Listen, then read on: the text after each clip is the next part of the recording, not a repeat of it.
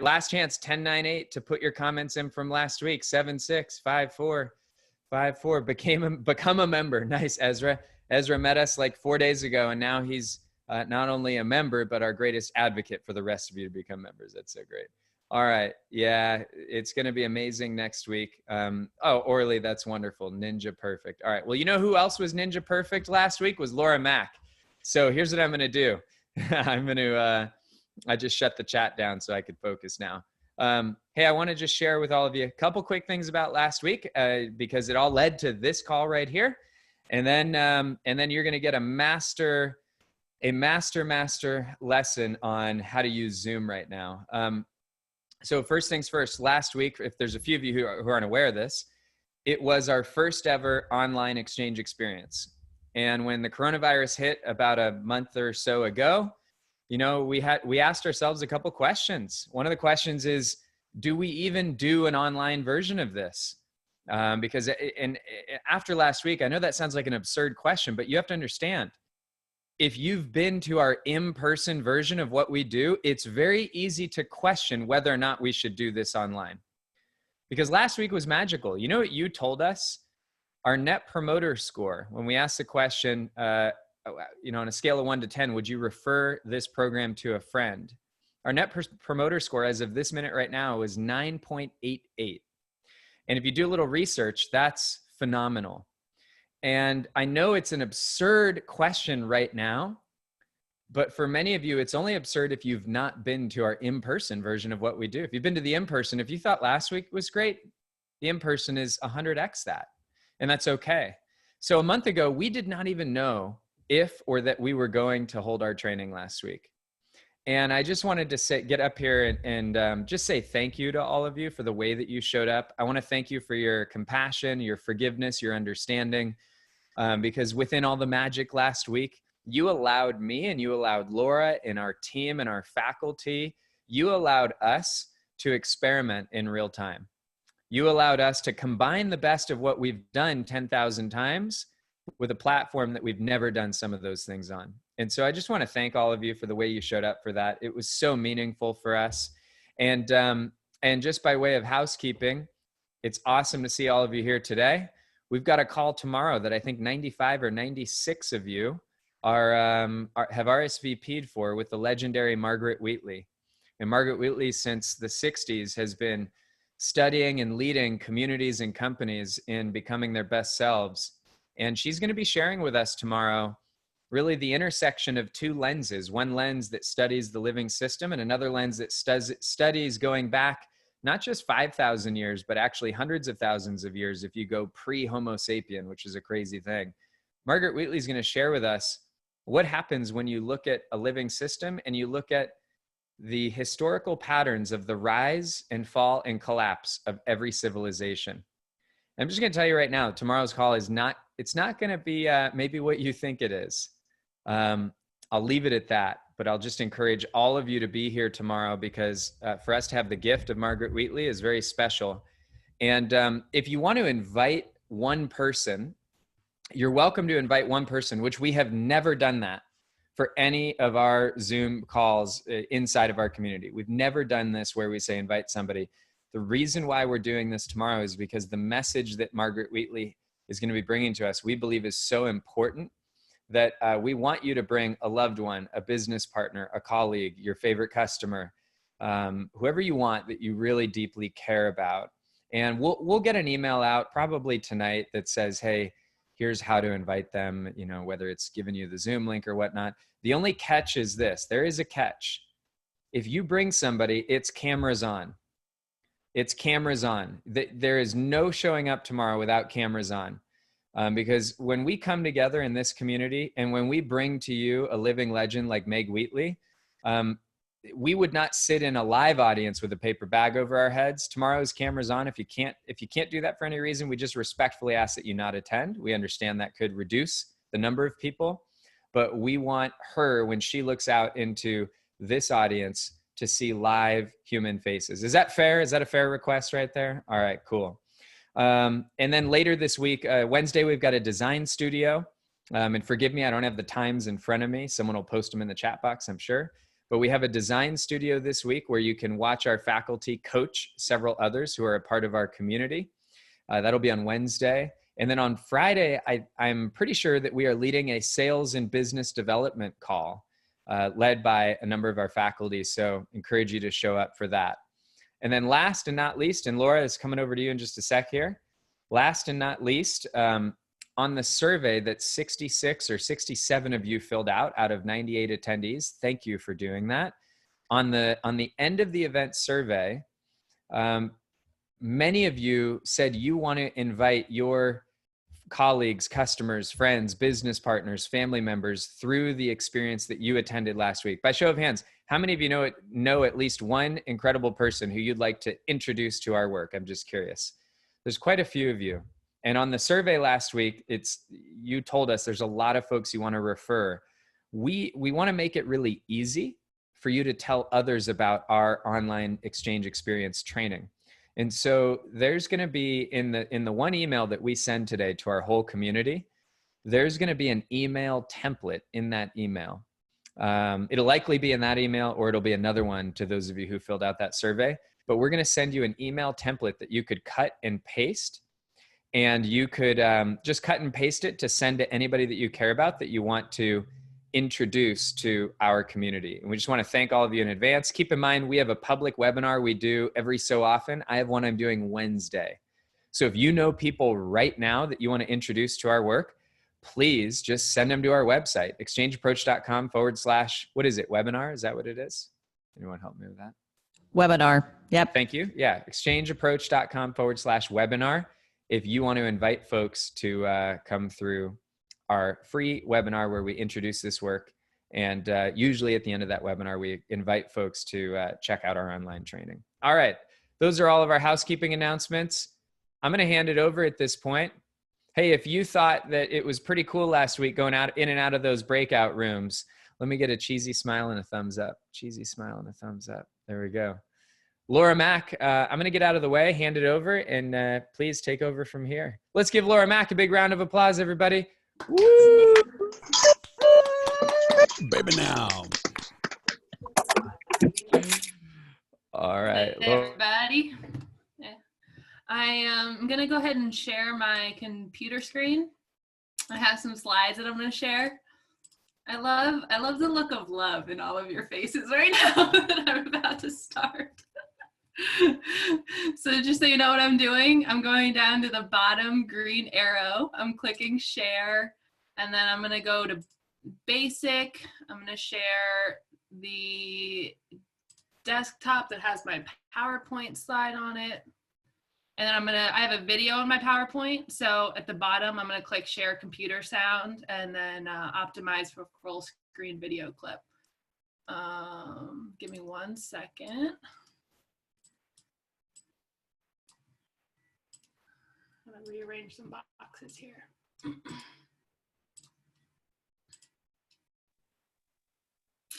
All right.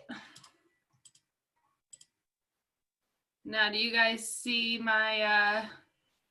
Yes, we do. All right, perfect. And I'm going to go ahead and show video panel so I can see your faces. All right. Cool. So this is our Zoom review.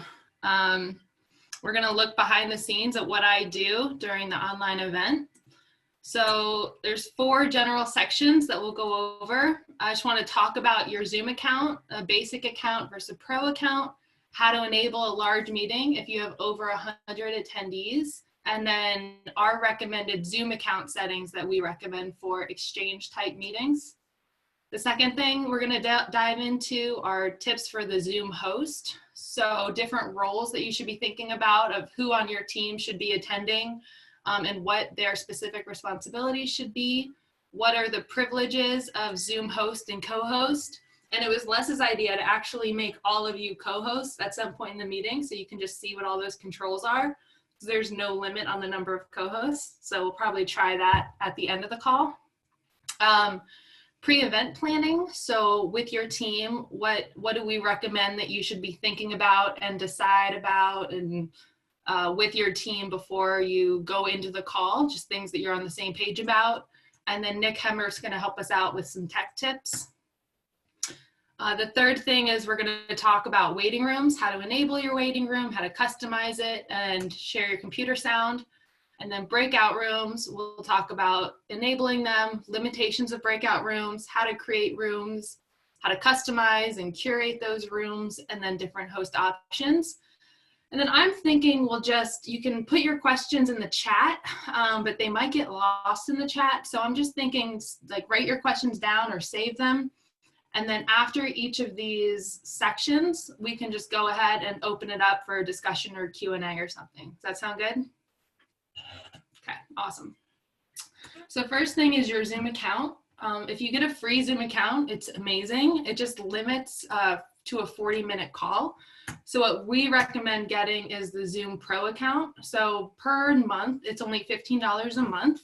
You can have up to 100 participants, which is awesome. And then the limit for the meeting time, it can go up to 24 hours. For business and enterprise, you'll notice you have to start with at least 10 hosts or start with 100 hosts. So Pro works for most of us.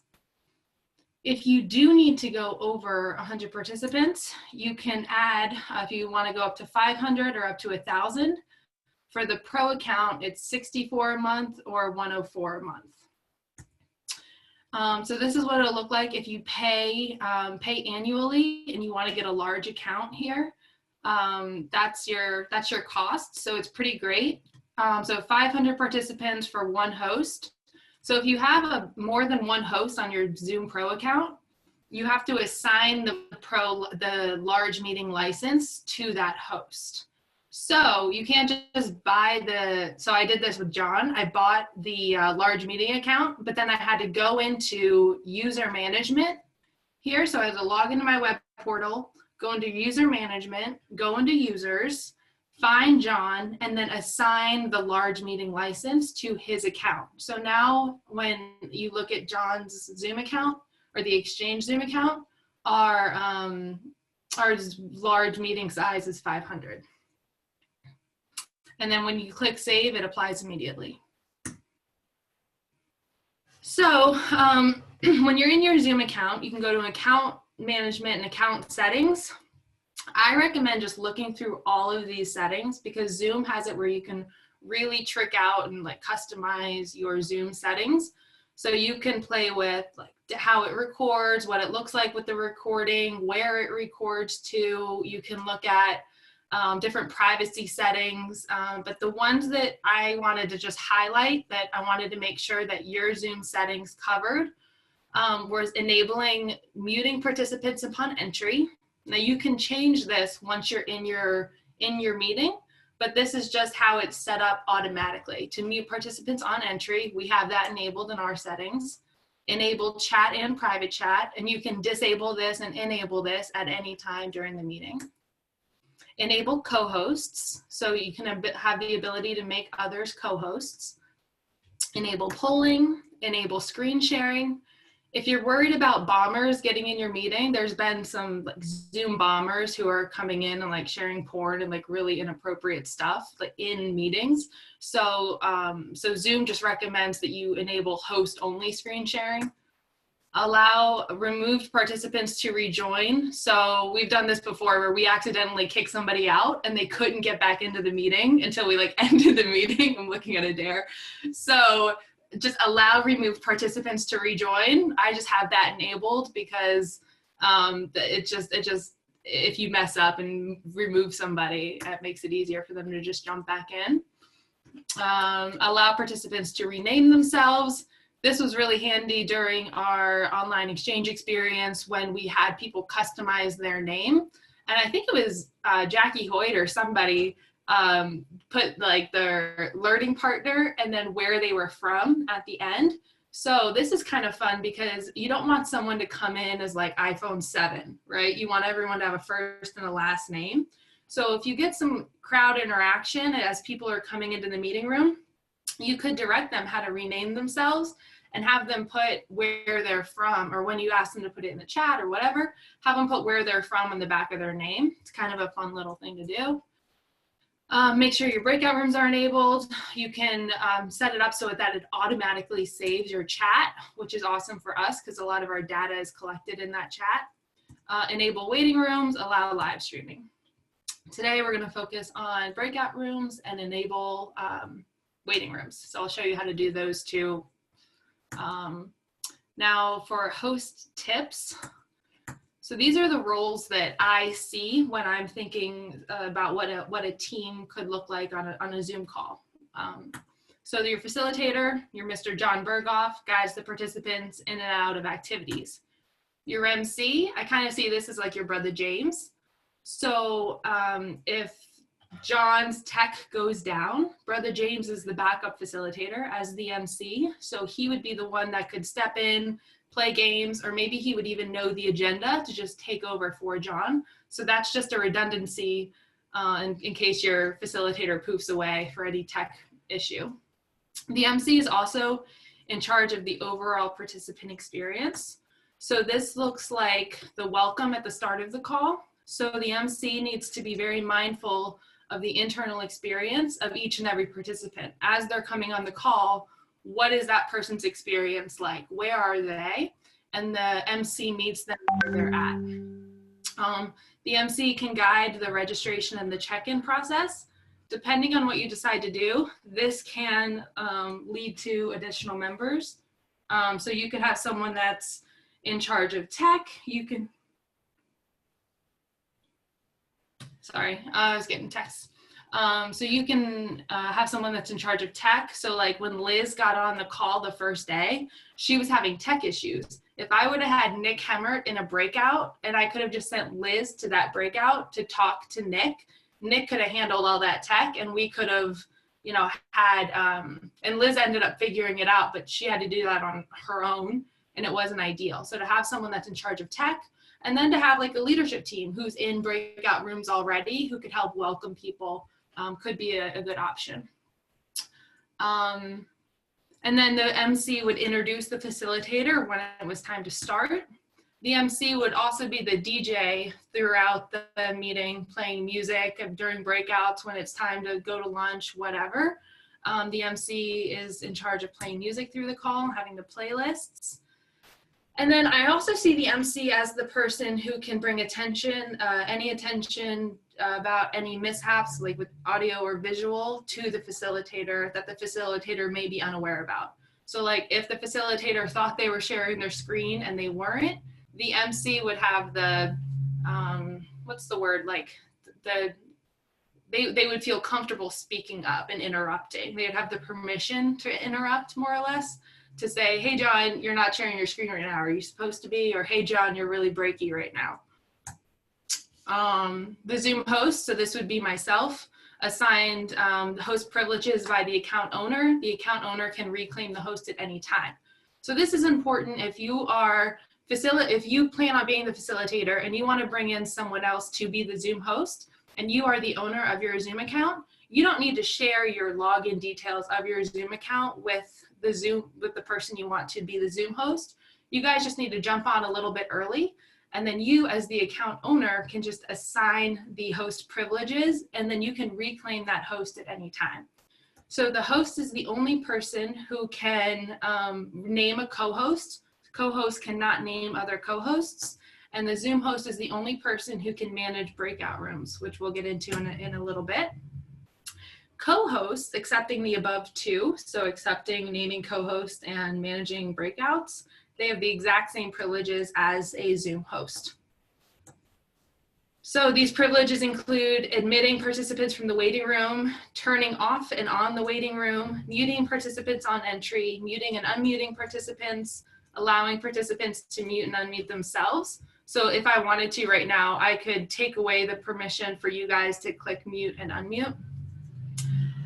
They can rename participants, they can spotlight videos, they can manage the chat, allowing participants to chat with no one, host only, everyone publicly and privately. So if you click the chat button, there's going to be 3 ellipses that come up right here. And those are your options right there as the Zoom host. No one, host only, everyone publicly and privately. And I just want to take a quick pause. Is there anything that John or Adair or anybody I need to do I keep going? Everybody good? Okay. Just a question. Sorry. Yeah. Just a quick thing about the co-host. The co-host, making sure as you're looking at those settings on your Zoom account that the co-host is enabled before the meeting starts. So that was one of the features in your list, Laura, as you're looking at your Zoom/settings, make sure co-host is enabled so that you can actually do that. You cannot enable co-host once a meeting starts. So you have to do it before you kick it off. So. And on top can of be that, anybody be a co-host? Or do they need to be anybody? Anybody and everybody. There are no limit to the number of co-hosts you can have. And to Nick's point, any setting that you change. So if I go in right now and I change all the settings, it's not going to affect this meeting until we end meeting and start over again. So when Adair and I accidentally removed someone from the meeting, she couldn't get back into that meeting until we ended that call and started a new call because we had changed the setting. So pre-event planning. So Can I say one thing, Laura? Oh yeah, please. Nick, I don't know if I'm misunderstanding you, but I'm pretty sure that Laura literally just assigned me co-host privileges like 5 minutes ago. That's possible, right? Yes, the ability to do co-host is a setting inside your Zoom account. So because she has co-host enabled on the Zoom settings. Okay, got it. Then totally, you can do that in a meeting. And make it available during the process of a meeting, but you have to have co-hosting enabled on your account before you can actually set co-hosts. Same with breakout rooms, polling, enable co-hosts, like all of these things need to be enabled in your meeting. So like if John is working with a client and that client is hosting one of our exchange meetings, I have that list and I send that list to our client, like go in your Zoom backend and make sure all of these settings are enabled.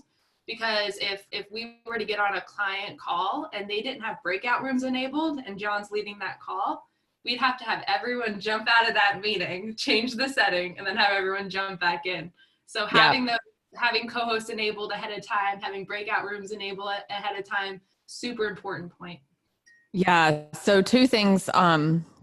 One, whenever possible, it's best if your Zoom is well equipped and set up the way it needs to be set up for you to, I found for me, it's better for me to send the Zoom link to the clients versus use the client Zoom link, because I've had a couple of instances over the last few weeks where they had some really crappy settings and like the chimes were going on and off and other things that were just ridiculous. So if you can be in charge of giving the Zoom link, that's ideal. The other thing, and I just want to mention this, I don't want to open a can of worms here because I think there's probably a lot more that we don't know about this yet, but we need to be mindful about streaming music on Zoom. I talked with Dr. Dan yesterday for a little bit, and he said that he has both ASCAP and BMI licenses. And we either need to make sure that we purchase our own licenses to be able to use that music, or that our clients have those licenses and we're running it through their account. All it takes is one person on the call to be a music industry person. And it's literally like, I think he said a $200,000 fine if you get busted for that. So this is a whole new world that we're going into. And I think we just need to be really educated and mindful about what it takes to make sure that our bases are covered there. Can you go ahead and repeat those again, what those two services were? I'll put it in the chat. It's ASCAP and BMI are the two. And I was I was hosting a call last Friday night, and we were streaming live into Facebook, and Facebook actually muted our video. So the whole video was muted because it recognized some songs. So that's definitely something to be aware of. Thank you, Adair. All right, so pre-event planning. Sorry, Dr. Danny, go ahead. Yeah, so just in terms of the breakout rooms, can you, let's say I'm the host. I know that you can only kind of do breakout rooms as the host. Yes. Is there a way of passing those host privileges to somebody and then reclaiming it during the meeting? Yes. Yes. So if I'm the host, and I set up the breakout rooms, And then John, when I open all breakout rooms, and we can go into this, it might make more sense once I've explained breakouts. But we can wait for that then.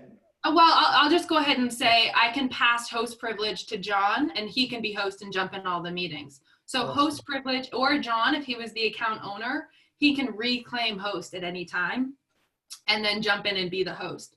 The only part where it doesn't work, and that we can get into later, is if I go in and I'm curating the rooms, and I've created the rooms, they're not open yet, and I'm moving people around. If I transfer host privileges, what I've created will be lost. So I can go into that later, but you can transfer host at any time. Awesome. Okay, thank you. You're welcome. Hey, Laura. Laura, Hey, when you say it, this is Dion, when you say it's lost, do you mean that for the subsequent recording, that setting would not remain? Let's get into it it'll make more sense later. I'll hold my comment till when we get to that point then. Okay, perfect. Yeah, let's Dan Diamond, I just have a quick clarification. Okay, please. I don't have both an ASCAP and a BMI license. I just have a BMI license. It's a pain in the butt to make sure that you find the songs. You have to go on and look them all up. But I just have separate playlists that are all BMI, so I know that I'm covered. Nice. Yeah, maybe we could bring Carrie on, and like on our tech call, we could bring Carrie on, because I'm sure as a DJ he knows all about that stuff too. So almost done with the host part, and then we're going to get into waiting rooms and breakout rooms. So this next part will go pretty quickly. But this list, I love this list because it will help you if you go through and you know who's doing each of the next items. It will definitely help you so you're not stepping on each other's toes with your teams. So first thing that we recommend is choosing a communication channel, or just a lifeline chat that's outside of Zoom chat. So whether this be just a group text, like a lifeline text for that event, and all the event co-hosts are on there, or a WhatsApp. This is great because you get notifications for those, but you don't get notifications for the Zoom chat. The only thing that I recommend is turning off your sound notifications. If you're sharing your sound, or your sound is coming through your computer speakers and not your headphones, it will be a distraction for the participants. The next is curating your breakout rooms. So when you think about your breakout rooms, is there a plan for where you're going to put your VIPs, who they should be partnered with? Do you have a leadership team or co-facilitators who need to be distributed throughout? Just making sure that as the facilitator, that your Zoom host understands that list. They'll be able to curate, and we can get into what that looks like when we talk about breakout rooms. You can plan your groups ahead of time, and when you're telling your Zoom host as a facilitator, say I want to do groups of 3, I want to do groups of 6, make sure you're clear to give them a range. So a range of 3 to 4 and a range of 6 to 7. And the lower number should be your majority, where the higher number is, if there's an uneven number, you're going to have groups of 4, but mostly you want groups of 3. The lower range should be the majority. We want to assign a timekeeper here. So this person, if you forget when lunch is, this person should remind you when the lunch break was. When the facilitator goes into breakouts, the timekeeper should clock the time where the host hit the open rooms button, and then should set a timer for whatever time was announced, so we never lose track. Assign a recorder or recorders. So the recorder is responsible for always ensuring that the main session is being recorded, either to the cloud or locally to the computer. The recorder can pause or resume the recording during breakout, and pause during breakout sessions and then resume when you come back. And then the host can also assign recording privileges, and people can record locally inside the breakout groups. You want to assign a participant manager. So this was Jana during our online exchange experience. So this person, if someone broke through the mute barrier, this person is on it just looking for who's making the noise and muting them. spotlight the speaking participants, click the lower hand button after someone is called on, coordinate with the facilitator how participants are being called on and who is unmuting. So what we were doing during the online exchange experience, where people were raising their little blue digital hand, and those people would jump to the top of the participant list in that left-hand side panel. And then in those controls in that participant list, Jana was able to click spotlight video, unmute, and lower hand all at the same time. And if you turned off the permission for the participant to unmute themselves, that would totally just be up to Jana to do all that. And there would be, and if the facilitator knew that Jana was doing that, there would be no confusion on who was unmuting. So Jana would just unmute, lower hand, spotlight video, done, next. You don't want to lower the hand before the person is called on. Yeah, that's that. Put links and instructions into the chat box, capture the output, save the chat, turn off the functionality of the chat while the facilitator is presenting, and turn it back on if they ask any questions. And then definitely want to identify any chat instructions with your team. So agree upon the links that are being shared. And if you do have questions that you're sending out as a facilitator, when you send people into breakouts, and you want your Zoom host or your co-hosts to share those questions in the chat, just give them the questions ahead of time. You could have a document that is all the links that you're sharing and all of the questions that you want shared in the chat. And then also agree when you want those things shared. If you're sharing a survey, you're sharing, an option to join for membership. When you share that chat, people will click on that and stop listening. So our team knows to listen for John to ask us to put it in the chat before we just put it in the chat. And then what I like to do is turn off the chat, so chat to no one after I post a link. That just makes it so that people don't ask questions in the chat and it doesn't get buried. Once I post a link, I turn off chat, so it's super accessible. But note, if you have other co-facilitators, so if Adair is still posting things, that turn off chat does not apply to co-facilitators. That's a lot. Any questions on any of this stuff, or any comments on any of this stuff? I have a couple, but I want to start with, how about a round of applause for the most amazing pre-event checklist in the friggin' history of Zoomosphere? Capital H. Sometimes there's some ones that are based on the market. Hey, Laura. Cheer, Matt. Laura, I muted everybody out. Isn't it funny when you open up for the round of applause, you hear the 2 or 3 people who are in another meeting right now, just like in a normal conversation. Hey, Laura, I just want to acknowledge you because what you are doing right here, you are saving so many people in our community from making so many mistakes. I mean, every one of these check boxes is literally, this is so vital for your success. And you know what the good news is? All of this is pre-event planning. So you don't have to manage 92 things during the event. What Laura has done is given you the list of things to figure out ahead of time. And a lot, not all of these, but a lot of these things, you don't necessarily have to do anything about it during the event, as long as you are aligned ahead of the event. So I just wanted to say that. This is awesome. And I'll go ahead and open up the chat box so any of you can affirm, agree, or ask any questions to Laura on this topic before she goes on. Laura, thank you. It's super awesome. Of course. Yeah, if anyone wants to pipe in, please do. I think Nick is going to talk about, I'm looking at the chat now. As it looks like Ezra has a blue hand raised. Ezra! What you got, Ezra? But I didn't want to have a mute war. I don't know who was in charge of that. Hi, good morning. Thank you, Laura. Amazing. I read your document last night. I shared it with my 21-year-old daughter. We reviewed it. We tried to practice it. And then I ran a high school class with 20 kids today.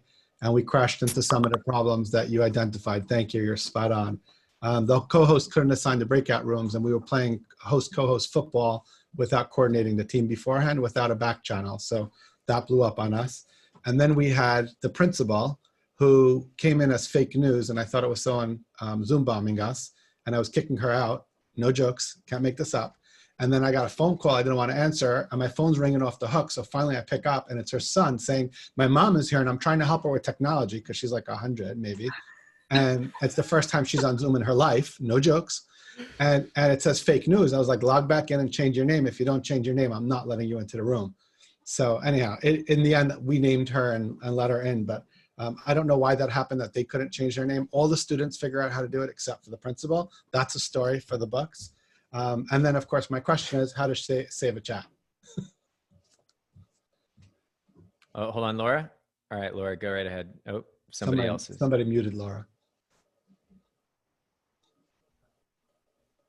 Mute myself. So when I got a little pop-up that could let me stay muted or unmute myself when the host unmuted me. So I'm gonna go all the way back to this pretty picture of me. Hold on one second. I just exited.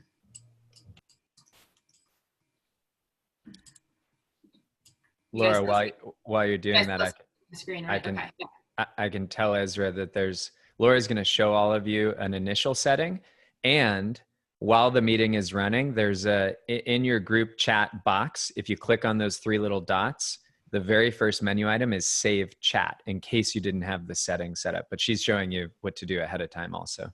So yeah, so if you go in your Zoom account, so just Zoom.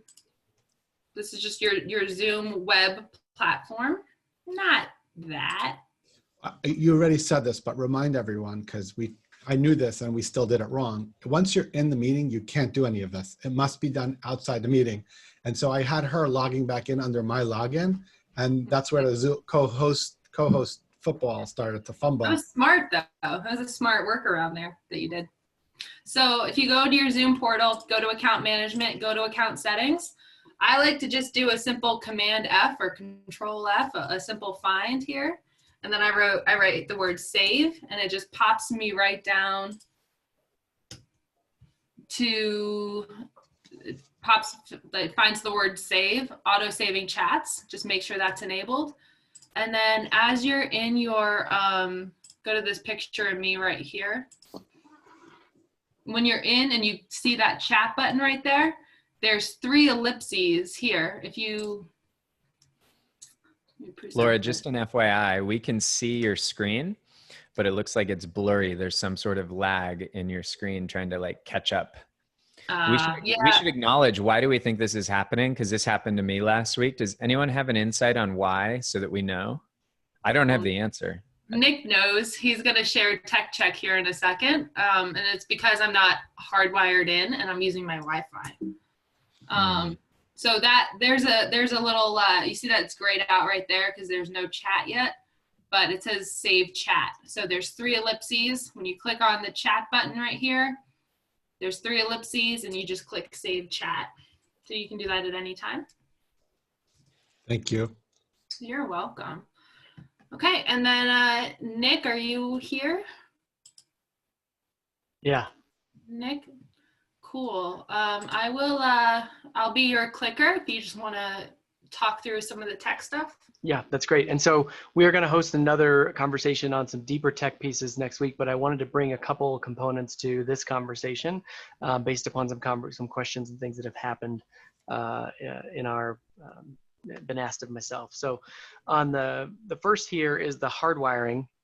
And so generally speaking, without getting into too much about bandwidth and everything like that, you're better off plugging into your internet, equipment than you are using Wi-Fi for meetings. And so the best way to do that is to, either get a really long cord or set up your meeting close to there. But there's always going to be some form of latency.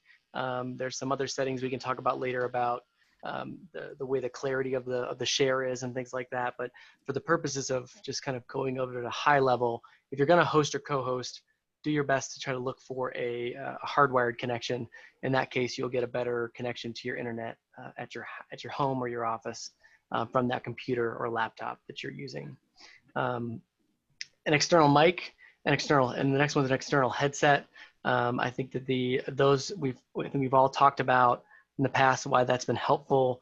For myself, I'm using an external mic, some headphones today. I've also have a wireless headset as a backup. And I kind of rotate back and forth between having two different setups in my office. So the ability for you to have an external mic versus the one on the computer just gives you better sound, and the headphones obviously allows you to hear a little bit better the things that are happening on the screen. For myself, I have, like I said, backup headphones and mic, and I have a backup camera as well and I use an actual desktop computer in case you were curious. I do not use a laptop. So I have the capability to kind of add a bunch of these extra things to my machine without kind of overburdening a laptop, so to speak. Okay. Practice the sharing and advanced sharing before your meeting. As you go through and kind of play with the different check boxes and different boxes that are on the advanced sharing and sharing, it's a good idea to go in and actually do this ahead of your meeting. You can do this on your own with another laptop or another computer, or you join with your phone or a tablet. So basically you just kind of join the meeting with those two devices, go through and share an advanced share. You know, you're checking the way it looks on the screen, you're checking the sound, you're checking all these pieces ahead of your conversation. But the easy hack there is just to grab a tablet or an iPhone or a phone and see how it actually looks.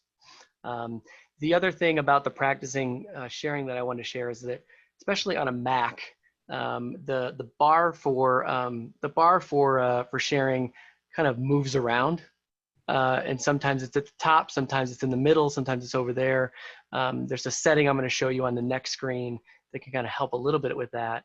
But you also want to just play with where Zoom goes when you share. Like, where does my chat screen go? Where does my gallery view go? Like that's not only you're testing, you know, what's being seen on the screen, but you're testing where the Zoom software goes on your computer when you actually share, because it tends to disappear from time to time.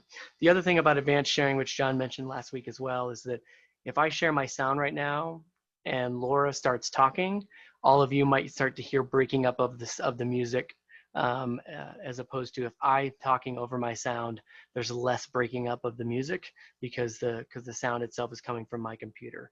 So just know that if you have these different roles in your meetings, that it's not all the time that the sound breaks up. It's dependent upon that Wi-Fi plugged in bandwidth conversation that we're not having right now. But just know that that is an experience that people can have. All right. So a couple settings inside of Zoom that I wanted to kind of point out inside of this, and these are inside of the triangle down to your lower right. If you go to video settings, you'll go into your video settings specifically. This situation, I'm looking at my share screen settings, and I just wanted to point out a couple here. So the enter full screen when a participant shares their screen, that annoys the crap out of me.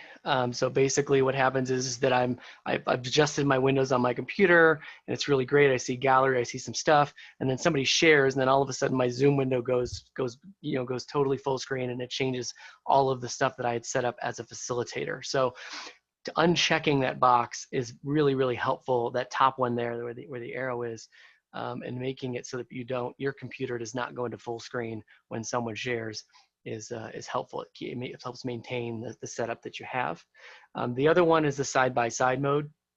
The side-by-side mode is meant to make it so that the gallery itself shows up in addition to the sharing of the screen, and that's something that you should play with back and forth.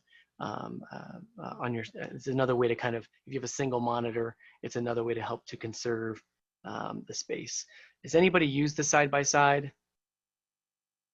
Okay, use a couple hands. The other option that's available to you is called dual screen, which is on this next option. What dual screen does is it splits the setup where the gallery view goes in a whole nother window on your computer, and then the host view goes in a whole nother view on your computer. And so those are two options that you can kind of play with to make it so that everything's not all in one Zoom window for you. So I just want to point out those two different options. I use dual screen for the most part, where right now on my computer, I have like 40 different tile views in one big window, and then I have the share screen host view in another one, and I'll share a print screen of that later, so you can kind of see what I'm talking about. The other setting I want to point out was the show my connected time. So that show my connected time is the start of the Zoom meeting in the main room. So right now in mine, it says 37 minutes and 42 seconds.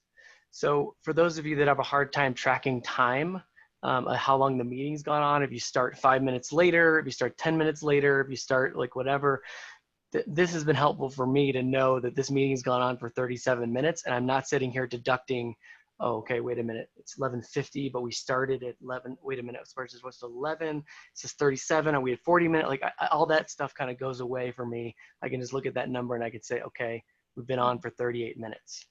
The other advantage here is that connected time, when you go into a breakout room, it resets. And so basically that can kind of show as the time that they're in the breakout room. That's a whole nother conversation when we go into breakout rooms. I'll kind of point out what the difference between that and the countdown is for that can be set on breakout rooms. But I just wanted to point out that show my connected time feature and setting. Laura, want to move to the next one? Thank you, Nick. Yep. Next one, it's I can take back over again. It's about Cool. share computer sound. Yep, great. So does anyone want to have any questions for Nick before we move on? Asma had one in the chat. Nick, what version of Zoom do you have? She's missing a couple of the checked boxes. I'll go check that out now. And I'll just make a comment about that is that just to make sure that some people use the website and they don't actually install the Zoom software on their computer, and some do install the Zoom software. I would highly recommend having the Zoom software installed on your computer if you're hosting meetings, and making it so that you can get the updates and things like that. But I'll go check. They are updating a lot, so you just need to make sure that those you're usually prompted when you reboot your computer to update Zoom. If you're not, then you can go to the website and download it. I'll share that in a second. I wanted to poll everybody. Nick, thank you. This is fantastic. How many of you, by show of hands, have used or you are using side-by-side? I don't mean an extra monitor. I mean the side-by-side function. How many of you are using that right now? How many of you, by show of hands, are not using that? The side where you have an extra, oh, that's so interesting. This is where I extend an apology that you sat through 3 days last week without using that. So yeah, what's really interesting, so I have that up and here, you can see what I see here. So I have, sorry, if anyone wants to spotlight my video, they're welcome to. So I've got the grid view right here, but then I have a bigger monitor back here, like right behind it. And when one of you is talking or presenting, that's on that monitor right there. And so the benefit of that is when one of you talks, it's literally to scale. Your head is as big as a human head and you're as far away as you would be if we were in person. And what I like about this is I can be down here. And what I like to do is when Laura's talking and I've got that up here or somebody else is talking and it's up here, I'm looking down here to see your reactions. I'm looking to see how things are, or when I'm drawing pictures and they're up here, or I'm showing you my own slides and I see it up here. I'm looking down here to see, okay, how is this landing with everybody? So I'd really encourage all of you to go play with that side by side. That's all. I love that. And we can move a lot of this tech stuff. We're going to have a separate tech call. So a lot of questions that we have on this tech stuff, just make sure you write them down and save them, and we can put it on the, bring it to the next tech call. Cool. Am I sharing my screen? I don't think I am right now. Am I? Okay. Thanks, MC. All right. And then once I share a screen, I just go to show video panel so I can see some of your faces. So this next part, just want to share with you guys how to share computer sound. A lot of you probably have already found how to do this already, but I'll just share with you quickly that there is a green button at the bottom of your toolbar. It says share. Don't click the caret next to it, but just click the green share button itself, and you'll see this window pop up. Now you can share your computer sound with your with whatever desktop or window you want to share. You can just click that button, and that's what I did today because I have a video coming up. Or up here, you can click Advanced, that Advanced button up there, and that will open up this window where you can click Share Computer Sound Only. When you do this, you want to make sure your computer volume is all the way up, but your Spotify volume is set to about 15 or 25%. It's going to be like right there. You'll be able to barely hear it, but it will be pretty loud, pretty substantial for your participants. So I would just recommend jumping on 5 or 10 minutes early with your co-hosts and just testing the volume level of whatever you're going to play. It'll go a long way there for the participant experience. All right, so that was everything there. The next thing we're going to jump into is the Zoom waiting room. Any questions or comments about sharing sound or anything else? For myself, I also realize it's even the volume of my own computer that I'm making at health, and also the Spotify itself very low, and that really make a huge difference. Sometimes even at 2 bars is more than enough when I'm like leading a meditation, so people can hear the music. So it's very interesting how that works. So it's good to test it with someone before. Yeah, good point. Okay, cool. Laura, just had one more little note, if that's okay. Yeah, please. In the upper right corner, sorry, upper left corner, apologize. There's a little eye up there. If you click on that eye, you can see the meeting ID, the actual invitation. If the meeting has a password, it's there. So for those of you looking for kind of that last minute, like what's the meeting ID? What's the URL? Where are we at? If you're in the meeting already, that I button up top there is helpful to be able to find that stuff, because sometimes it can be buried when you're looking for it kind of in the rush of getting the meeting started. So that's the last thing. Cool.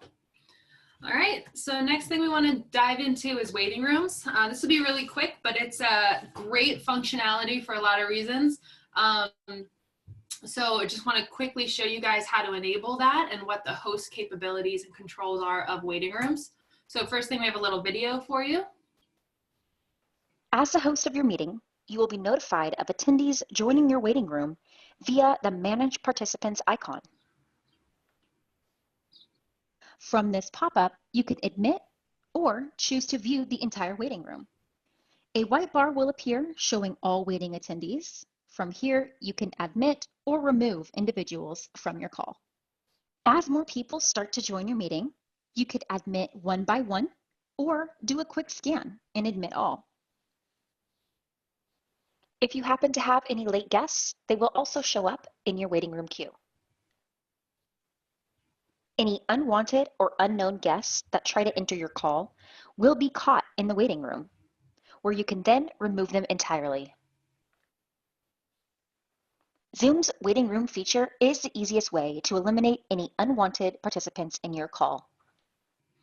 So to turn on waiting room functionality, just go to your account management, account settings again, and just do a control find for waiting room, and you'll control F for your waiting room. Turn it on, and then you can say we want to choose participants to place in waiting rooms. I usually do all participants. And what you can do is customize the title, logo, and description of the waiting room here. If you have scheduled meetings set up or recurring meetings, you can edit that waiting room description separately. So when you, I was going to update this. So this is what it looks like when you customize your waiting room. You have 64 characters for kind of like the opening title. You can update a little baby logo.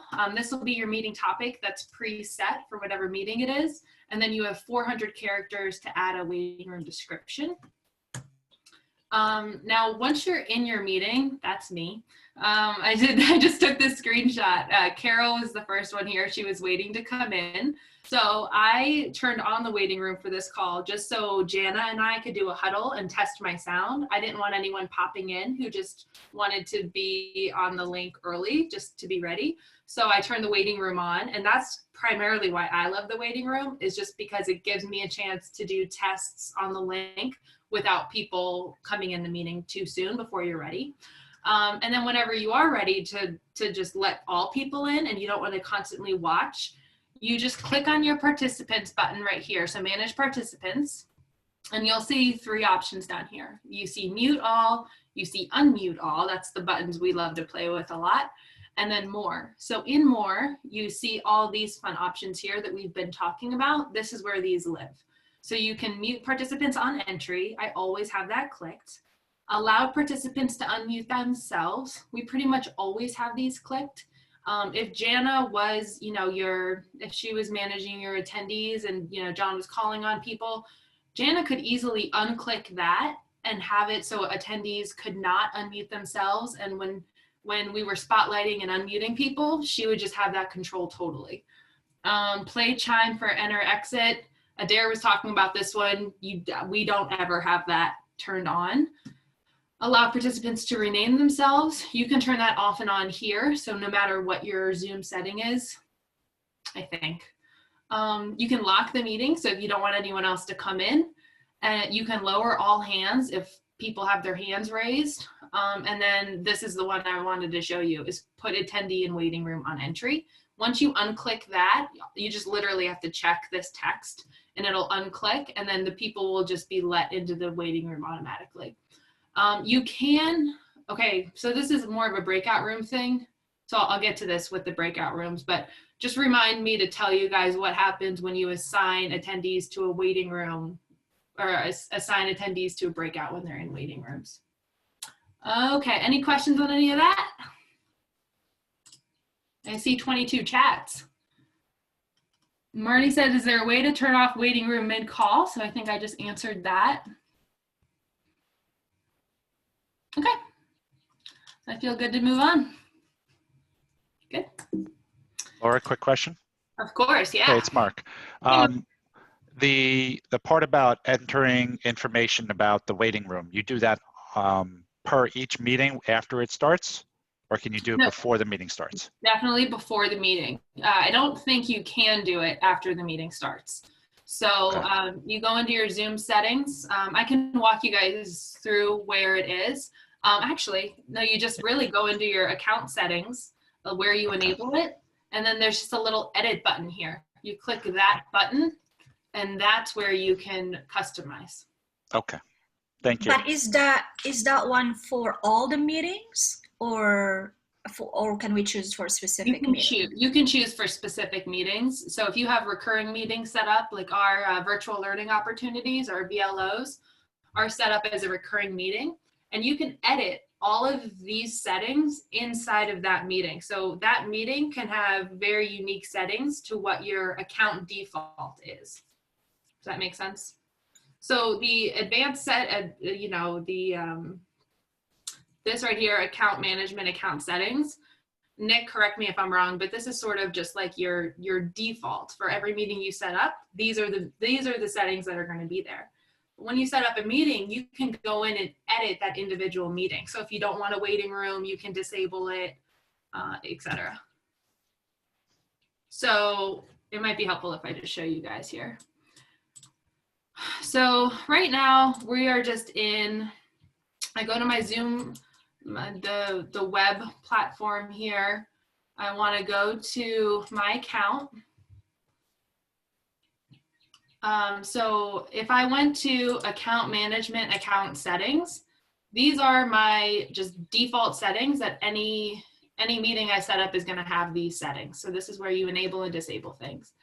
If I go into my meetings here, you'll see that we have VLO member debrief. So this is a recurring meeting. I can click into that meeting.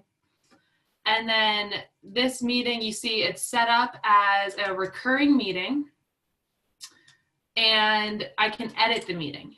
So this meeting has its own settings. It's a recurring meeting. They can meet at any time. Password is not required. So all of these settings, I can choose to enable join before host. I can choose to mute participants on entry, enable meeting room, record the meeting automatically. And then that edits the settings for that particular meeting. Good. That makes sense, Esma? Yeah, it does. Thank you. Okay, great. I'm looking at the chat. All right. Keep going. All right, got it. So breakout rooms are next.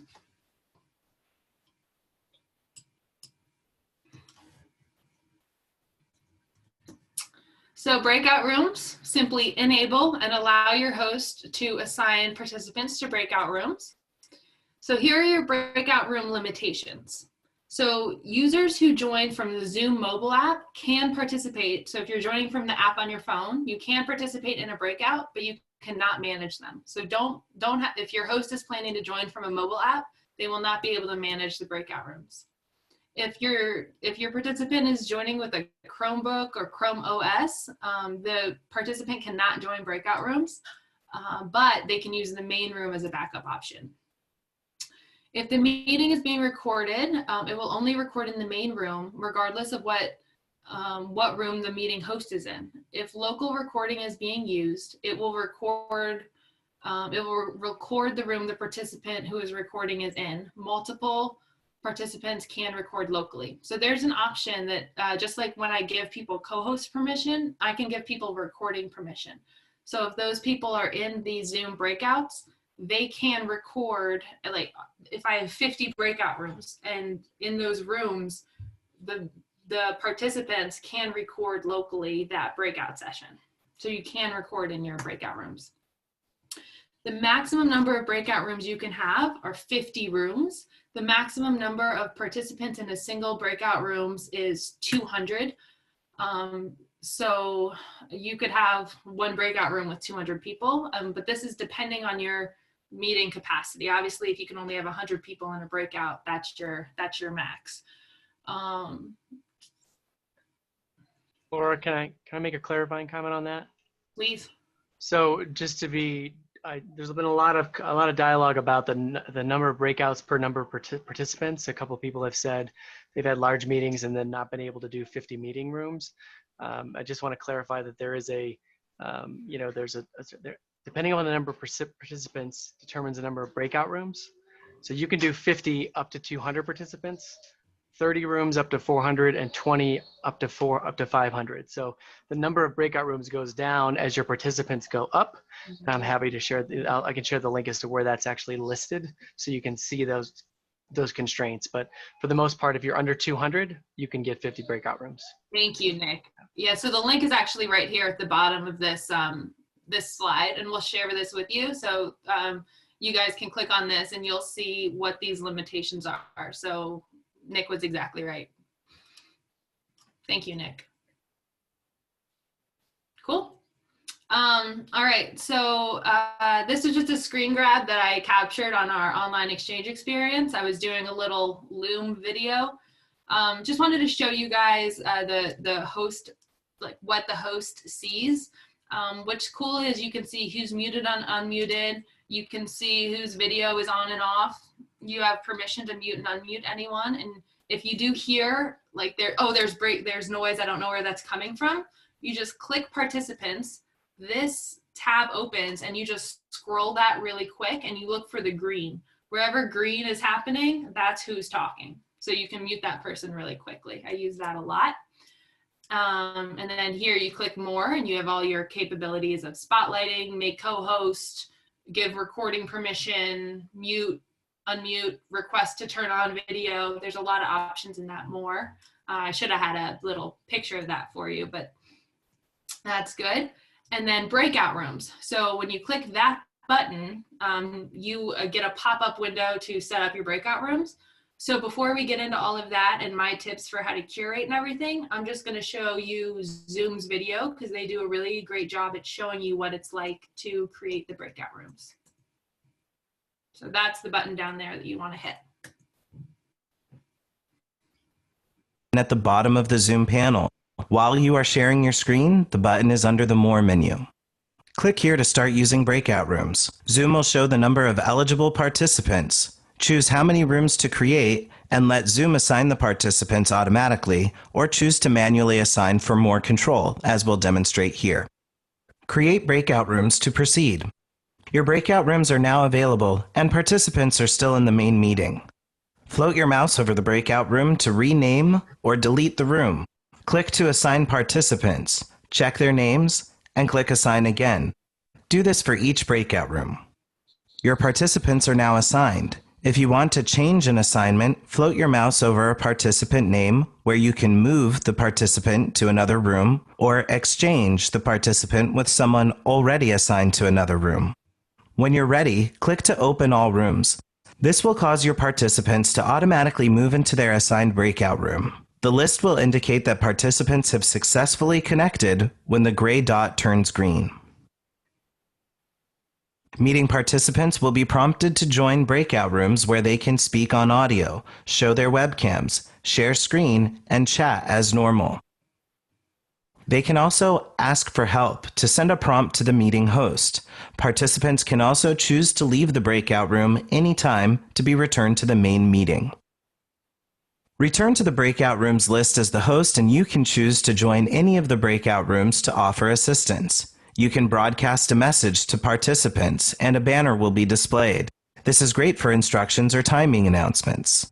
Again, float your mouse over a participant name to move the participant. When you are ready, close the breakout rooms. Participants will have 60 seconds to finish their discussion and will be returned to the main meeting. Open the breakout rooms menu again to quickly reopen the same breakout rooms or to make new assignments.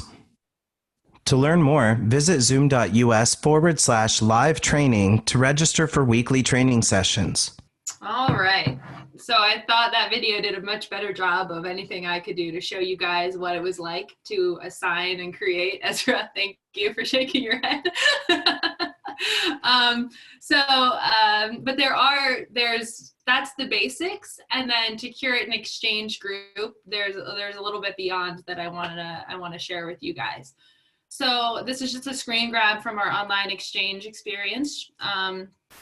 I could toggle up or down the number of rooms I wanted to create, and that would change this number automatically. So Zoom does the math for you where they show you 3 to 4, 4 to 5, 5 to 6. If it's exactly even, it'll just say like 3 per group, you're great. So when you, let me click on this. So when John says, hey, Laura, we need groups of 3 to 4, like I said before, I automatically assume that I primarily want groups of 3, and then if I have an uneven number, I'll have a few groups of 4. So to get this, to get primarily groups of 3, what I want to do is toggle down to where I get 2 to 3 participants, and then I want to go up one more room, so it's the first room of 3 to 4. When I hit 31, 32, 33 rooms, it'll still be 3 to 4 participants, but you're getting more groups of 4 as you increase. Or that might be backwards, but you get what I'm saying. And then you recreate all rooms. When you hit that button, the participants are not invited to join a room yet. You get a pop-up that looks like this, where it says breakout rooms not started. But this is your opportunity to play around and to start curating your rooms before you click this open all rooms button. And you'll see here, I have mostly groups of 3 and 1 group of 4. So that's exactly what I wanted to see. Now, if I'm manually assigning rooms and I click this manual button, you can create as many as 50 rooms. This is your view of what it looks like when you create a room and you open rooms manually, and this is what we did for lunch. So we had certain people raise their hand, like I want to go in a breakout for lunch. I would have the participant's hand raises open on the screen, and I would just go through. I'm like, okay, Gaetan wants to go in a room, click, and then I would just add all these people to the rooms, and then I would open all rooms. You could even open all rooms and then add people after you open all rooms. The other thing I wanted to point out is that you can rename rooms. So if you have working groups around the future of meetings and you had an intake form go out and you know that you want a certain group that is interested on future of meetings and another one in something else, you can change the name of the room and add those people that were interested in that working group to that particular room. So manually works well for when not everyone is participating, and if you have specific people that you want in specific groups. Otherwise, automatically just assigns people randomly. So I normally do automatically. Now, the steps after I create the room. So the first thing I do is I add rooms. I usually add 2 or 3 rooms. So you'll see these grayed out numbers are how many people are in each room. And you see I added room 31, 32, and 33. Now I do this for a couple of reasons, and you'll see why. Primarily though, because you can't add rooms after you open all rooms. And then if new participants will go to unassigned. So if anyone joins the meeting after I start this process, they will not be on my list. Once I open all rooms, those people will go to an unassigned category. So I'll show you what that looks like soon. But the next thing I want to do after I add a couple of rooms is I want to move participants. So anyone that's not participating, so John Berghoff, Jana, Christelle, we all were not participating in these breakout rooms. So the first thing I would do, I would find John Berghoff on the list and I would move him to room 33. I would move Christelle and Jana and anyone who told me they couldn't participate in the next breakout, I would move them to room 33. It's not the end of the world if I don't do that, but again, my numbers would be off. So this is just super helpful. So if I have the time to do this, I do it just so I have the right numbers. So you'll see once I move John, I have a group of 2. So Danny and Shannon would be in a group of 2. So what I would do is that I would move Danny to room 2 and Shannon to room 3. I'd have 3 groups of 4s and the rest groups of 3. And then then you move participants after you remove your team members, and then you delete the room. So you delete that extra room, and then the people that were in that room that was deleted will not be asked to join a breakout. And then you can exchange participants after this to curate your ideal mix. So you'll see here, this breakout room, I had Jana, John, and Christelle, and I just went ahead and deleted that room. Now, tips for curating your room. So you first remove participants who aren't participating and move the remaining participants so your rooms are all within the correct range. Note, any participant may drop from the call at any time. So you could have a group of 3, someone leaves the meeting and it's now a group of 2 and you have to reassign. So even though people can't join in your list, you can see who leaves. So that's super helpful. And again, the participants that join after you start creating the rooms go to your unassigned list. And I loved having your letters in front of your name. This was great for you guys and for John to see, where people were, if they were a learning partner, if they were a new start, if they were on the exchange team. But it also super helped me in curating this list because I could see how many learning partners I had in the group. If I had a really learning partner heavy group, I would simply exchange, I would click the person's name I would want to exchange with, and those people would just switch places. So super easy, and exchange participants is how I got you guys in the most perfect groups in the universe, was all on our sides for amazing breakout experiences. Be very mindful of your leadership team and your VIPs. So really the first thing I did was I made sure all my exchange team was distributed throughout the groups. And then I made sure learning partners and new starts were distributed after that. And people you just want to meet, you're like, hey, Ezra and this person would be like they would totally hit it off, So I know you guys, so I love creating the connections. It was super fun for me to create these breakout rooms. So these are the host options. So once you're done creating the rooms and exchanging people, there's a little button down here that says options. You click these options. This is what you see. Move participants in the breakout room automatically. We do not check this box because if someone isn't actively participating at their computer, we don't want them to join a breakout room. We want people who are there and ready and present to join the room and are ready for it. So this is a great feature, but we choose not to use it just because we want people who join breakouts to be fully engaged, and to click the button to join shows that. We want to allow participants to return to the main session at any time.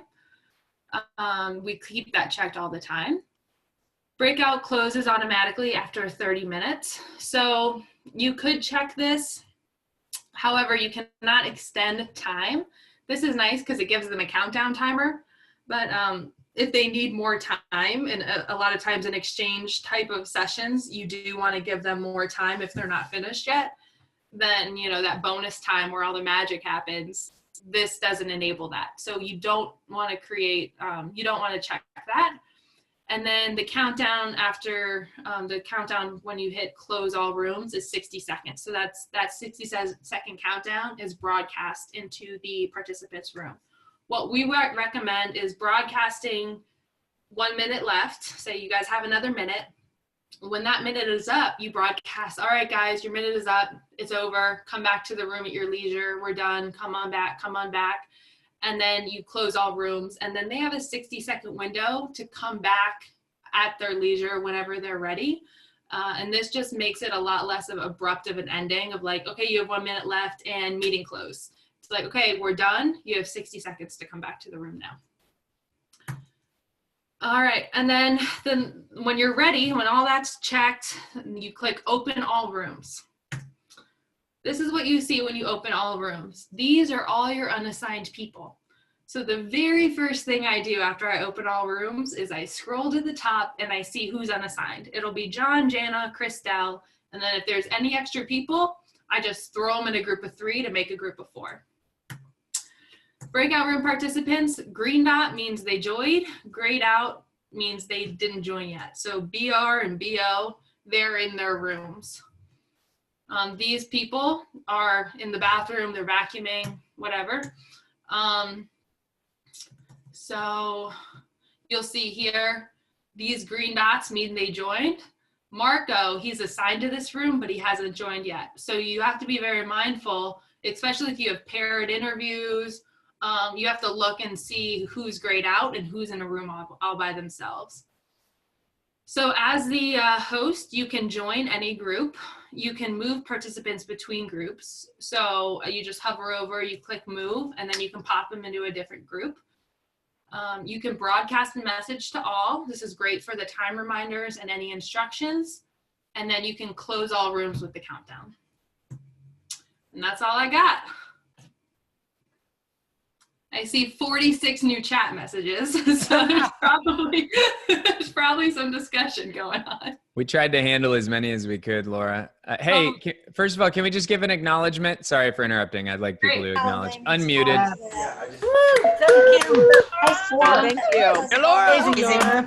Hey, helpful. Awesome. All right, mute all you out. There we go. All right. I just wanted to make sure we got to do that. Hey, Laura, back to you. Oh, that's great. Am I okay? So I just stopped my screen share and I just wanted to open it up now for discussion. We could just have like a general Q&A. I also wanted to, we only have 7 minutes left, but I did have an idea of like sharing stories of really good reception experiences. So when you first jumped on a Zoom call, what was it like when you were welcomed by the host or when you went into a check-in process? I'm personally curious about that for myself. But I think first and foremost, we could just have a general Q&A, and then if there's time, maybe share stories of best practices for that welcome reception experience. Laura, there's a few in the chat box that I think that apply to everybody. Dr. Dan wanted to know, how do you move the pairs into groups of 4 and keep the pairs together? Is it simple, or how did that work? I talk to myself. I have to turn off all the noise and the music. And I have, breakout room 1, 2, 3, 4. So I just say breakout room 1, go into 2. So I just move both participants in room 1 to room 2, room 3 into room 4. And that way I don't forget. And there's a little bit of a lag, so you have to keep up with it. But you just need to make sure you can just do it chronologically, 1 into 2, 3 into 4, 5 into 6. And then you can just do it like that as long as you don't get lost, and you can send both people in group 1 into group 2. Tony Vento asked a question. Can you have a cohort in a breakout room continue automatically into the same future breakout room? I don't understand that question. So let's say Laura, let's say you dropped us all into breakouts. Tony, you're welcome to unmute if you want to clarify. I'm doing my best to interpret. Thank you. Can you, Laura, is there a way to automatically have us go back into the same breakout group? Yes. Yes. So if we closed all the rooms, I could send you all back into the same breakout if I wanted. We could reopen all the rooms and you guys would go back in the same rooms, or you can recreate all the rooms and then you basically start from scratch. You can open them to, sort automatically, to open so you can assign manually, and however many numbers of rooms you want. Perfect. Thank you. Hi, Tony. Does a chat history stay within a breakout room if I pulled them in and out? Does it matter if it's not the same people? What happens to the chat history when we pull people out of a breakout room? Nick, do you know that? It becomes basically private chat. From what I've determined is that it basically it does not get saved in the main log. You can chat between the participants in a breakout room, but essentially it stays there in that breakout room. Yeah, what I'd be curious of if you can save chat within the breakout. I know it doesn't save in the main room log. You can save it because I did it the other day, but the only thing is when you do it, it's so automatic. Like I tried to save the chat in the main room. I think it overwrites it. Like, cause there's no way for you to assign a new name to it. Oh, do you know what I mean? Like because there were some questions that I wanted to go back and read and some of the answers from the other days. So I saved the chat myself, but then we had like exchanging emails and stuff like that in our chat. And in the breakout, so it saves as the same name. I think it saves as the same, yeah, because I didn't have more than one in my Zoom chat save.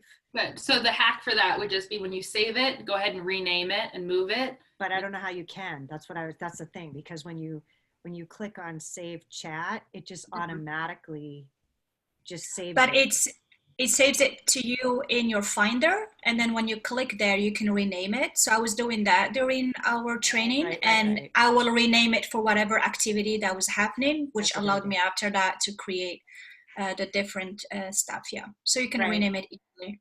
And what I saw from another community, when there were breakout rooms, they will put a co-host in each breakout rooms, and so the co-host has the job to save the chat of that breakout rooms to bring it after to everybody else. So that could be also an option. This is very helpful. Dr. Dan said, please be sure everyone understands the difference between webinar and meeting in Zoom. Ooh, such a good one. Yeah, so yeah, thank you. I was going to add that into this presentation, and I need to. So webinar, a lot of people think, because we call it a webinar, or it might be a webinar, that you can have Zoom webinar and it costs more money and all of this, so you think it's better, but you cannot do breakout rooms within webinar. So that is the biggest thing. You basically have 2 people that can talk, or a few people that can be panelists, and then like up to 500 people who can join and watch and chat, but it is not interactive. You can't do grid view. It's a very different experience. And the biggest thing is you can't do breakouts. So everything we're talking about here is applied to Zoom meeting and not Zoom webinar. Thank you, Dr. Dan. Great. Ezra asked, is there a setting required to remember the breakout room assignment if they came back to the main room and you're sending them back to that room? No How setting do you deal required. with that? Okay. No setting required. It's automatic. So if I put you all in breakouts and I close the rooms and I click to the breakout button again, I could just select a button to open the rooms again, and it would be the same rooms. I cannot do a group in part A, recreate in part B, and then part C go back to A. I wouldn't know how to do that. But from A to B, you can just open, you can close and then reopen. Tom asked a question, is there a way to broadcast an image into all the breakouts? Tom, we've wanted to find a way, but I don't think we've found a way yet. No. Laura, Nick, no, yeah. That would solve. Unless your co-hosts are, if you all have a WhatsApp group going and, you're very in tune with your co-hosts, and John says, throw this up on the screen, and then you can screen share from within the meeting. That's the only way I would know. Yeah. But for all we know, Zoom will have enough updates that we'll need to redo this session in about 7 days. It'll Bring it on. Tom asked a great question. Any thoughts for meeting templates? Christina, could you clarify that? Hold on. There you go. In the Zoom settings, it looks like there's a way to set up meeting templates. So I didn't know with all of these different settings and stuff like that, if anybody's had experience with kind of setting up like different templates for the meetings they want to use and then using that as a starting point. Do we use those at all? I don't know if the thing I'm thinking that you might be thinking about is like a template for if people are registering through Zoom. Is that what you're talking about? I'm not sure. It's just when you were going through and I was following you in my Zoom account, it's like when you go into schedule my meetings, there's an option to utilize templates for setting up your own meetings. Oh. So because of the complexity of the settings, I was just thinking if anybody had recommendations on using I've played templates. around with that a little bit. This is pretty. So for example, when I did my settings for a happy hour event, I was able to save that as a template. So if I have another happy hour event, all my settings for participants with mute and breakout rooms transfer over. Whereas if I'm creating another type of whatever type of virtual event, you can create templates for different styles. That's great. Yeah, that's really helpful. Great to know. There was a question, Laura. What does it look like on your end when a breakout room asks for help? Yeah, great. I saw that from Tom. So it's a great question. I just get a pop-up, just like you guys get when you're asked to join a meeting room. It just says, so-and-so in room 15 needs help, and you can click join. But what I do is I say, Adair, so-and-so in 15 needs help. Can you pop in there? And I'll just send a co-host into that meeting room. So because if I join that room, I'm not present for if people join in the meeting or if people like get kicked out of a breakout and come back.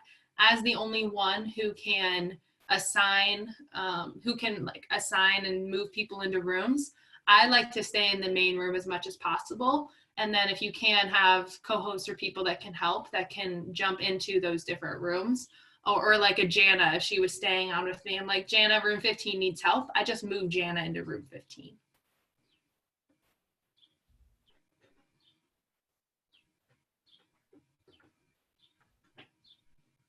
Tom, wondering if there's a way to use the mass breakout chat as a way to signal. I love it. We're hacking our way through Zoom's limitations. Yeah, That's it's not about. funny. Yeah, it's That's not a bad good. question, Tom. Tom, the way we do it right now is our faculty has a separate conversation happening through WhatsApp. And what I do is when all the groups are in breakouts, I'm asking our faculty, how's the tempo right now? Is your group okay on time or do they need more time? And then I look at everyone's responses and we make adjustments accordingly. So Laura's comment an hour ago on, hey, having a separate conversation channel with key people that are a part of your team, or even they could just be participants, it doesn't matter, is so important. Because while all of you are in breakouts, I'm having a conversation with our faculty who's spread across the breakouts that you're in. And they're telling me, hey, we need 5 more minutes, we need 3 more minutes, we need 4 more minutes. And that's how we make decisions on adjusting the timing. Without that, you only have 2 other options as a facilitator.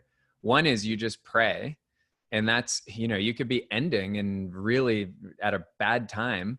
The other is you can pop yourself into the breakouts, but some of you may have noticed I did not do that once over not just your event, but 5 days of facilitating 100 people for 60 hours last week. Not once did I pop myself into someone else's breakout, because I do not like how obtrusive that feels to me. I see a lot of your heads nodding. You get what I'm talking about.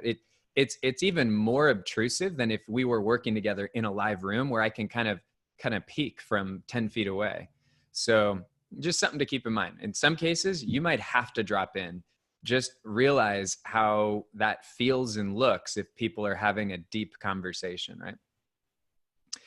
Laura, I just want to give an acknowledgement to you and Nick and our team that's been working with you, especially as I see some folks commenting about this. So I want to encourage all of you to keep in mind a couple of things. One is you can learn very quickly how all of this works just by jumping in and pushing buttons right away. This is a beautiful thing. You know, this digital world is a great equalizer. Because if we were talking right now about in the room facilitation stuff, some of you, it would be months before you could actually go test it, literally. But you could test this in 10 minutes. So don't forget that the ability to learn right now it's frictionless, right? The other thing I want to acknowledge is before Corona got here, Laura had already led, who knows, right? I mean, dozens and dozens and dozens of digital events within our own community. Like we didn't just start figuring this out. So be compassionate with yourselves. Laura did not figure she figured a lot out, but Laura and our team didn't figure all of this out in the last 2 weeks. We've been at this for 3 years, right? And the last thing I'll say is, if any of you are in a situation where it is a paying customer or a community or a situation or an event where there's a lot on the line, and that's all relative to however you want to think through that, it's your own evaluation, come to us, hire our faculty, and either they or Laura, we can contract with you to help manage these settings for one of your events. Many of you don't need to be doing that. There's some of you who already are, because you realize, okay, there's so much on the line here. We can't afford on-the-job learning with some communities. So there's quite a few of you who've partnered with our faculty who are capable of the large majority of things Laura just shared with you, or come to us at Exchange and we can partner with you. Obviously, we hope you realize by Laura and our team hosting this today, where there's no intellectual property that we want to hoard. We want to share with you everything we're learning. And if you realize you want to partner, let us know. Laura, I just wanted to say those things. And as Jer said on Friday, everyone needs to go fail forward, fail fast, and fail frequently. Go screw it all up as fast as you can. That's a win. That's a hashtag win. And so hashtag give too. Just support each other. If you haven't, Exactly. I just jumped in. Dr. Dan, you were the first one I ever did breakout rooms for. You were like, hey, I have a 200-person event I'm leading. Can you do breakouts? That was literally the first time I ever did that. And I just learned, you just have to jump in and do it. Zoom makes it pretty easy. And now that you have this PowerPoint that we'll share with you all, now that you have this PowerPoint, you can see what it looks like beforehand to just minimize the scariness of it. But you can you can learn very quickly. Can we give Laura, everybody rub your hands together? On the count of 3, you can put them right towards the camera. 1, 2, 3.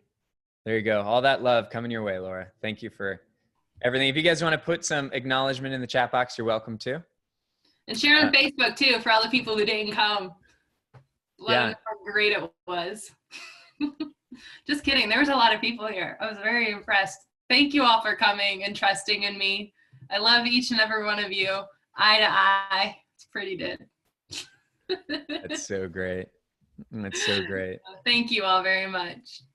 Yeah. And don't forget, everybody, don't forget that Laura and our team, we're here. We're here tomorrow leading a call with Margaret Wheatley. That'll be special. Wednesday, there's a design studio. Friday, there's a business development call. And then May 6, 7, 8 is our next training class. And if any of you know anybody who after last week, you're realizing, oh my gosh, I have to get so-and-so into that class, just send us a note, let us know. And that class is, if it's not full, it's going to be full in a matter of a couple days. And then we'll have another class sometime after that. And then we're, as a team, we're all we're looking at the drawing board, asking how frequently we do them after this next one. So we're figuring that all out. Cool. All right. Is that a training, Dion, is that a training class or a webinar? Are you talking about May 6, 7, 8, Dion? It's what we just did last week. Same thing, training class. Webinar, I wasn't sure. Thank you. Oh, I may have misspoken. Wednesday, we have a public webinar, which is on, every other week or so right now. I go for about 90 minutes, 2 hours, give people a brief experience of our work, talk about our work, talk about what we're learning. And then most of the time we invite them into our upcoming training classes. So that's a great way to get people you want to come to May 6th, 7th, and 8th. Tell them John's running a free webinar Wednesday to go register for. And then John can sell them into the training. You don't have to. Yeah. That's how we met quite a few of you, actually, which is kind of cool. Our community has grown in the last 3 weeks by, I don't have the number, but 30 plus people. It might be close to 40. And it's an incredible thing. It's very revealing that what we are doing is so deeply needed right now. So it's really cool to see a lot of your faces. There's a number of you who still haven't actually been trained yet. You're just taking advantage of what we have. There's many of you who your first training was literally last week, and that's awesome. And there's probably half of you who've been trained in person. And what's been amazing is to go from training in person to digitally last week. If any of you have been with us for a while and you did not get a chance to go through our digital training last week, you have to come through it, either one of the upcoming May classes, because we basically threw out everything we did in the room. It's not the same thing. There's not even a same skeleton. It's not even the same. I mean, on one hand, you could debate that the essence is the same, but I think most of you who just went through it, who've been to our in-person, it's an absolutely re-engineered experience so that it's relevant for digital leadership today. How can you confirm if you're signed up for May? Just drop a note to us, Bree. You could send it to Laura. Just send us an email at like hello@exchangeapproach.com or laura@exchangeapproach.com. We can help you with that, unless Nick or anyone on our team suggests a different email address. No, that's perfect. And Christelle will probably answer. She's on this call too. So Christelle's got that cool RSVP list on lock. And then we can hang out here and chat some more. I know Les wanted, I'm going to make Les co-host now, but if any extra questions or after party, I just posted the link for the PowerPoint. If any of you have access to edit that, please let me know immediately, but it should just be view only access. So feel free to reference that, and we'll be growing it too as we keep learning. I wanted to share that there is a way when you are sharing Google Documents that you are forcing people to copy the presentation. So that way you don't end up with people editing automatically. And it's as easy as removing the edit in the URL and replacing it by copy. And that would automatically force people to copy the file. Ninja. I should have done that for this one. I'll do it from now on. Canadians are so smart. Asthma is so smart. Let's try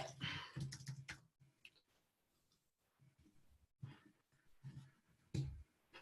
Applied. Any other big ideas, small ideas, big questions, small questions for Laura, Nick, or the team here? I'm just really excited to have control right now. I'm going to make everybody a co-host. Watch out. Watch out. This is going to get weird real fast. Tom, you're very welcome. Teresa. You're welcome, Tom. Thanks for coming. Laura, I have a question. Do you recommend that we get into like small groups and play with this? Like try one, like off, rather than making this our, our playground. Yeah. Yeah. I mean, I think that's very smart to set up Zoom trial runs with each other. Okay. Yeah. Laura, do you remember how I crashed my Zoom when I was teleporting between rooms? I do, yes. So I tried dropping in on one of the student rooms today and crashed my Zoom. And luckily I had my daughter playing co-host on a different computer, or I would have lost the whole meeting. It would have all gone dark, right? If I'm out as host. Yeah. Well, I don't know. Like sometimes, or maybe someone else just would have been made host. Automatically? Yeah, I think. It wouldn't have ended the meeting for everyone because I had to shut my Zoom down and restart. Okay, no, maybe it would have. Yeah. Okay. That's a great point, Ezra. Are you hardwired or are you using Wi-Fi? Because I'm gonna switch to hardwire. This is on Wi-Fi. It's my old laptop. The computer graphics card switches when I switch into the rooms, and it's switching video. And somehow it's too much running or whatever's going on. Sometimes it works, and sometimes I have to come back and say, "Hi, Laura. Hi, John." In the experience where I've had where Zoom is closed on me as a host, for the most part, it acts as though I've left the meeting as opposed to ending it. So just know that when you do have meetings and you're the host, I've had this a bunch of times where people still want to stay on and talk, and I don't care if they use my room to do that. I'll when I close Zoom, I'll hit leave as opposed to end meeting for all. Okay. And in that situation, no one is a host at that point. When I do leave, it doesn't automatically assign somebody else as a host. But if there was co-hosts assigned, those people can stay co-hosts, that kind of thing. But that's been my experience with that. No, I just made all of you co-hosts, so you can see mute all, unmute all, the more, the different, like that you can turn the chat on and off. You can see all of those functionalities. You cannot share. You cannot start breakout rooms, and you cannot assign other co-hosts. But otherwise, you have all the same permissions as a normal Zoom host. And the other thing is, if you have someone that's presenting, like Colleen did her debrief or something, I made her a co-host, because if your screen share permission is turned off for participants, your co-host can still share screen. So you can make them co-host as well. So the host is the only one who can control breakout rooms. That is correct. Ooh, interesting. Yes. And the mute all functionality, if I were to click mute all right now, it would mute all of you except for myself. So when John is speaking, I have to be very key to get it at like when he's about to take a breath, and I click mute all, and then I jump over to John and click unmute. So you have to be really quick about that if you click the mute all button as a Zoom host when you're not the facilitator. So I have a question. There's a feature that, depending on your level of purchase, like I don't know, small business and then pro and then something else, there were levels that I saw recently that said this would allow you to have more hosts or something. Is that the account that you have, Laura, or is John not able to divide people into rooms? So he's joining your event that you are the host of when you do the background management. I can clarify that. So each meeting can only have one host. There's not an ability to actually have multiple hosts per meeting. You can have multiple hosts in your account, meaning that you can set up multiple people to be hosting your account, but a meeting that you run from your account can only have one host. So yes, you can create multiple like users and things in your account as a small business or a business account, but you can't make it so your meetings get, at least at this point, get multiple host privileges. Wow. Okay. So if I partner with someone and I'm facilitating the event primarily, I would have them initiate and be the host on their Zoom account and have me be a co-host. Yeah, that goes back to Ed Ayer's point earlier. I think it's important that if we're running events for other people, that we offer to use our meeting accounts to do the meetings. So that way you go in, you have the settings set up for that meeting, you're the host, you're not dealing with any of that logistical back and forth. So I would continue to voice that point on that. But if you have a situation where the client wants to use theirs and they don't want anybody else to use it, all that kind of thing, then you're definitely going to have that situation where you need to log in early and get assigned co-host or host. I want to offer a quick thought on this. If just to reinforce this idea, if I were all of you, I would strongly encourage, whatever, even require someone to use your account because of all the settings that you want to have. You decide how far you want to go with that. I know what I would do, which is I wouldn't allow someone to use any account other than ours.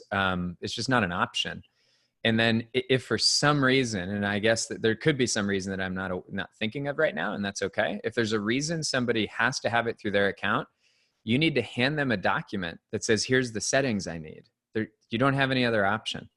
So the nice thing is Laura has given you a PowerPoint here, and then you decide from there what you might want to change. But this is a really important point that, that everything goes south if you're on someone else's account and they don't have a setting that you need. The other thing that it's my mistake that I didn't say this earlier. There's only 26 of you here, and this is a pretty important point. The degree to which there is something on the line or at stake, to an equal degree, you need another facilitator who is prepared to lead that call in case you get kicked off and you can't get kicked back in. So like last week, Brother James, he and I were prepared if something happened, like who knows what, right? Internet goes out or some crazy thing. He was ready for 5 consecutive days to lead on my behalf. The degree to which you are leading something where things matter, I know it's a weird thing to say, you need somebody else who's ready to jump in and lead if you all of a sudden can't get in.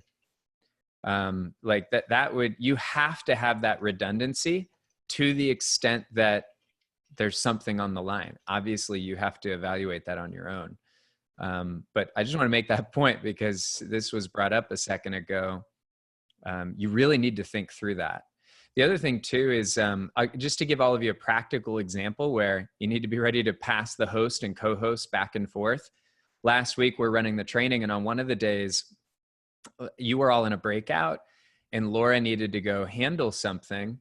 And, before she went off to handle that, we had to make sure she made us the host so we could keep giving you time signals into your rooms. It would have, because you can only do that if you're the host. And we almost had a situation where she went to handle something and we were almost not able to get her attention. And think about how that could affect an experience where think about how important those 5-minute, 4-minute, 3-minute, 2-minute warnings are.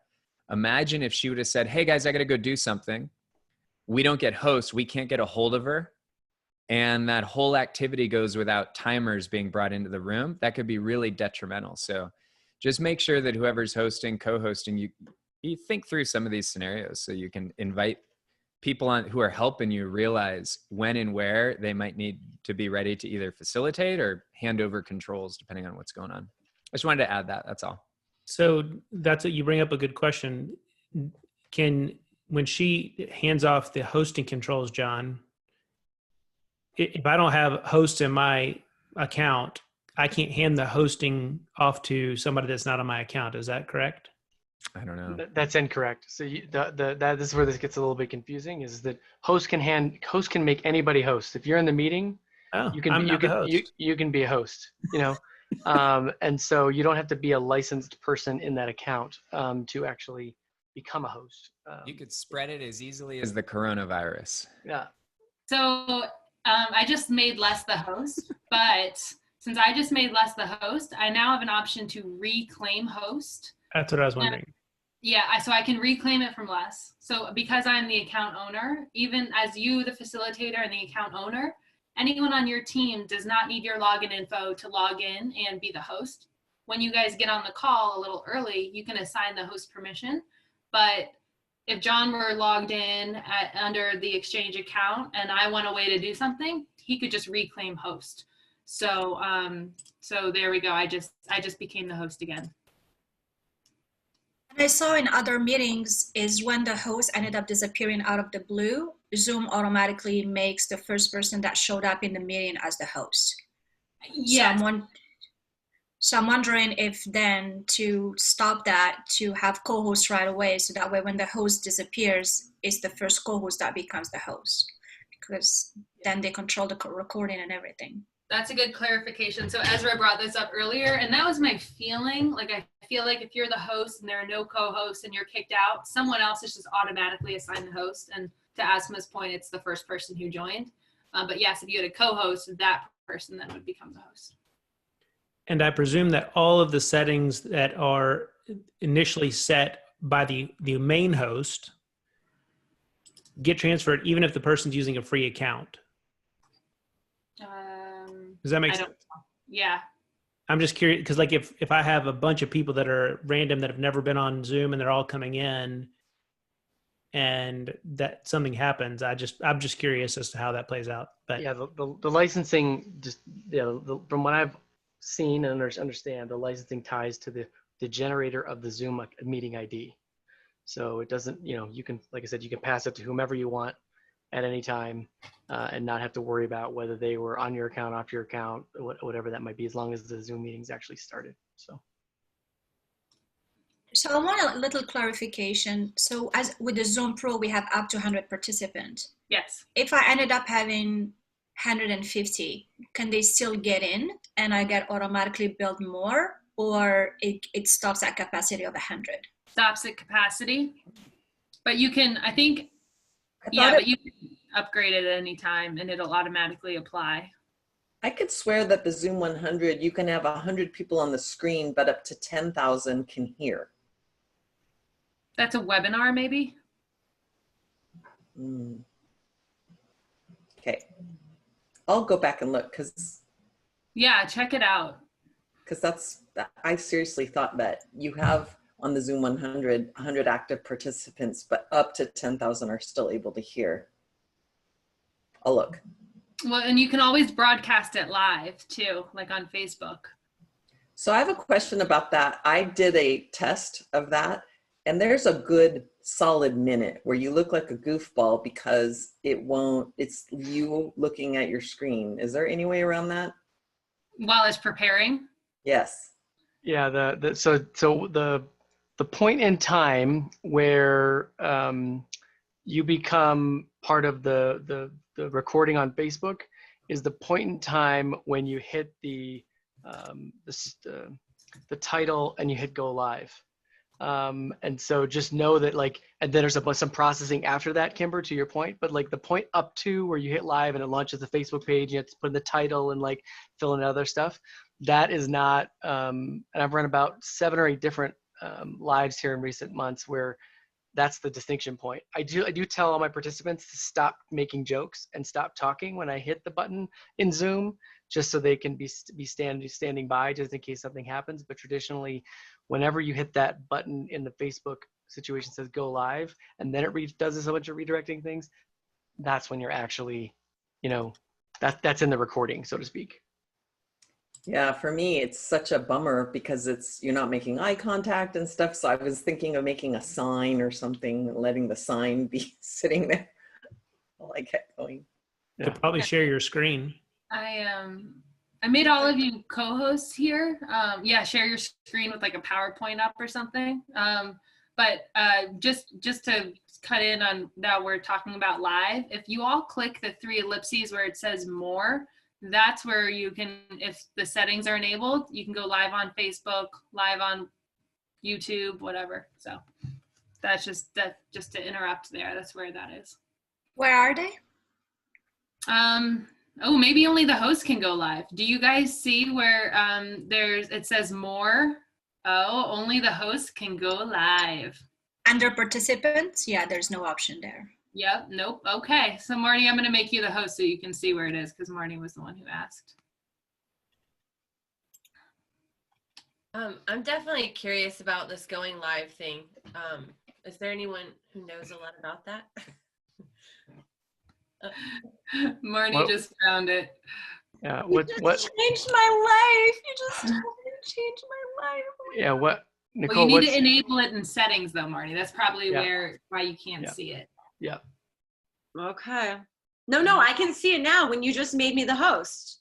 Yeah, you could see it. But on your Facebook account where you're the host and you're logging in to run your yoga classes on Zoom, you have to go into your Zoom settings before you get in that meeting and change the setting of that meeting to enable you to broadcast live. Got it. Okay.